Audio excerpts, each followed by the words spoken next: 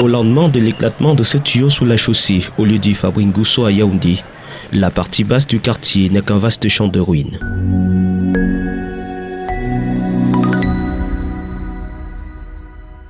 Les eaux en furie ont presque tout emporté ici chez Faustin, qui, avec l'aide de quelques voisins ce matin, tente de débouer la maison. Le drame aurait annoncé les premiers signaux depuis bientôt 2 mois. C'est vraiment regrettable. Ça aurait été résolu depuis parce que l'eau coulait un peu, mais le problème pouvait s'arranger.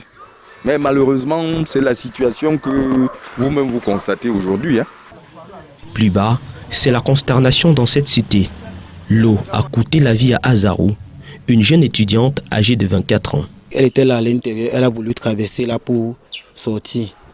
Le courant d'eau l'a emporté, ça l'a envoyé au niveau d'ici. Le foulard qu'elle avait, l'a maintenu là à l'intérieur avec les saletés, tout et qu'on était assise là.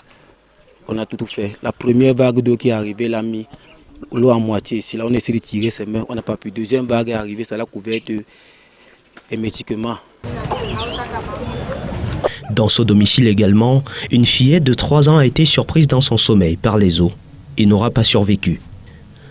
La voisine, maman Geneviève, se souvient encore de cette soirée folle. La clôture est tombée, l'eau est entrée là-bas, sortir avec les meubles, tout.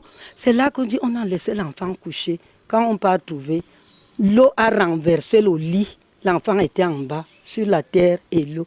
On a enlevé l'enfant, appuyé pour que l'eau ne sorte pas. On l'amène à l'hôpital, c'est là qu'elle est morte. Au niveau de la chaussée, la circulation reste paralysée. Des équipes de la CAMWater sont à l'œuvre pour un rétablissement rapide de la situation. Le secrétaire général du ministère de l'Eau et de l'Énergie, également sur le terrain avec une équipe d'assureurs pour évaluer l'ampleur des dégâts.